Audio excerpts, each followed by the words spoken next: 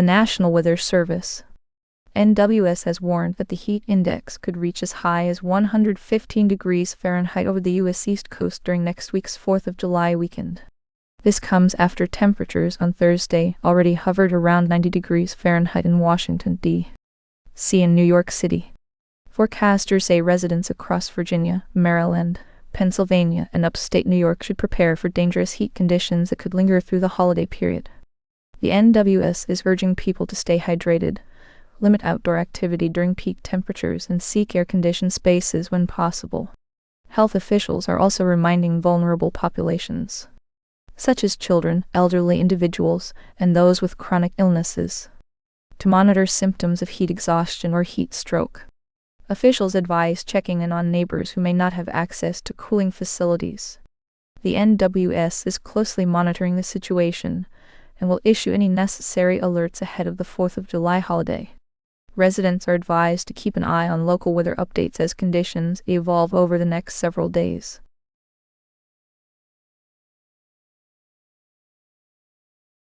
The official death toll from the recent earthquake in Venezuela has climbed to nearly 2,300. This leaves thousands more injured and tens of thousands still unaccounted for. A rare moment of hope emerged as a security guard was rescued after being trapped for 8 days. Chef Jose Andres and World Central Kitchen are among those providing meals to survivors and first responders on the ground. The humanitarian crisis continues to unfold with significant loss of life and widespread damage across Venezuela, where thousands remain in need of assistance. The U.S. government is closely monitoring the situation as it develops. However, immediate next steps have not been announced by local authorities or international aid organizations responding to this catastrophe. The remaining question is what confirmed response timeline or impact changes the story next.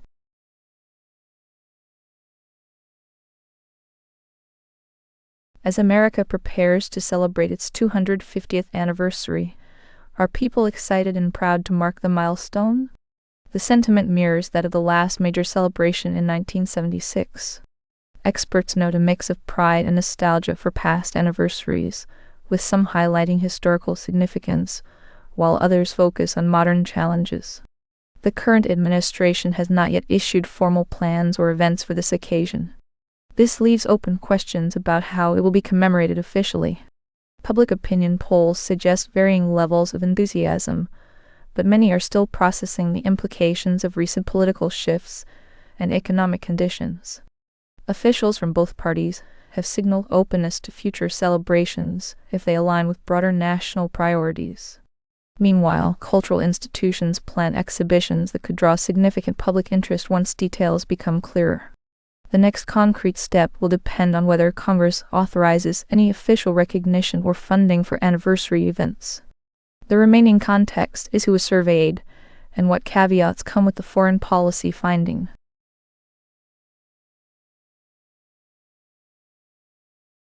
A burn pit law enacted by Congress has inadvertently left out thousands of American civilians who worked for the government and were exposed to toxic substances. The effort to secure benefits for these individuals is ongoing, as a recent congressional report highlighted this oversight. The current development centers on how this discrepancy affects those affected, with officials acknowledging the need for clarification in benefit eligibility processes related to burn pit exposure. This situation underscores broader concerns about health impacts from such burns and calls for further investigation into who should receive compensation or medical support. Officials have stated that they are reviewing existing policies, but no immediate changes are anticipated without legislative action. The limited confirmed status of this issue remains as officials work through the necessary processes to rectify the exclusion and provide appropriate support for those affected by burn pit exposure during their service.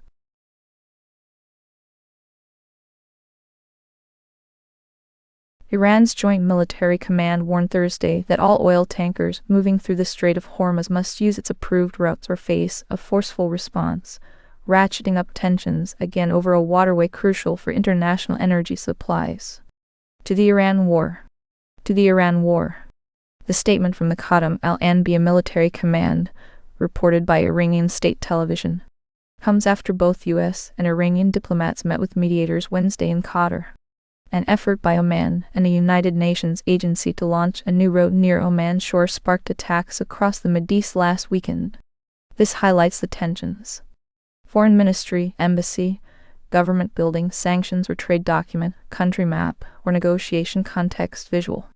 The remaining polling caveat is how the surveyed population and margin of error shaped the finding.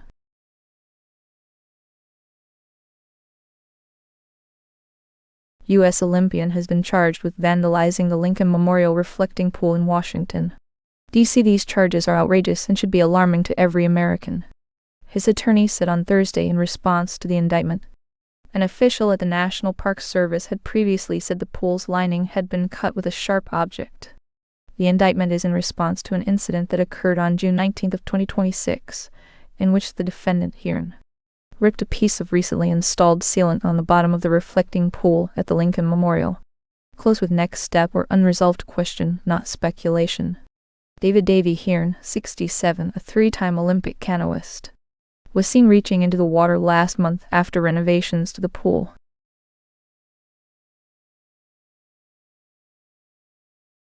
An additional 100 people from the U.S. doctors in Venezuela are sounding the alarm that the country's already fragile healthcare system could be pushed to its breaking point following this week's devastating twin earthquakes. On Wednesday, medical professionals warned of a looming crisis marked by untreated injuries and an outbreak of infectious diseases as thousands of displaced Venezuelans struggle without clean water or proper sanitation. U.S.-backed doctors emphasized that the aftermath of the quakes, officially blamed for at least 2,295 deaths and over 11,000 injuries, is exacerbating Venezuela's long-standing healthcare challenges. They fear a surge in untreated wounds from collapsed buildings and inadequate medical facilities could lead to widespread infections. Officials report thousands are now sleeping in crowded shelters or outside without access to clean water amid dismal sanitary conditions following the June 24 earthquakes that killed at least 2,295 people and injured more than 11,000. The next health update is whether surveillance confirms a slower spread or shows the outbreak reaching more communities.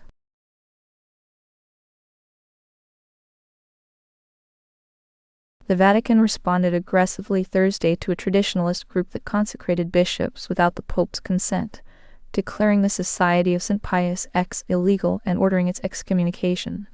The actions were announced just as one of the new bishops, Pascal Schreiber of Switzerland, was celebrating his first Mass as a bishop in Econ. Vatican officials said the excommunication of these bishops is correct because canon law provides for it. The Vatican's response comes after the society consecrated several clergy without papal approval. This prompts an official condemnation and reaffirmation of church authority over ecclesiastical appointments. The new bishops are expected to face further scrutiny from church authorities as they begin their ministries in local parishes across Switzerland. Mass was celebrated by Schreiber on Thursday at a cathedral in Econ. This marks the first public Mass for one of the newly consecrated clergy members. Vatican officials have stated that any future actions taken by the society will be subject to canon law enforcement and potential legal challenges from church authorities overseeing ecclesiastical governance. The next steps are unclear as both sides prepare for possible legal action or further diplomatic efforts to resolve the dispute over church authority within Switzerland's Catholic community. The Vatican has not yet issued a formal statement on how it plans to enforce its decision against the Society of St. The next diplomatic test is whether officials confirm a timeline, terms, or response that changes what happens on the ground.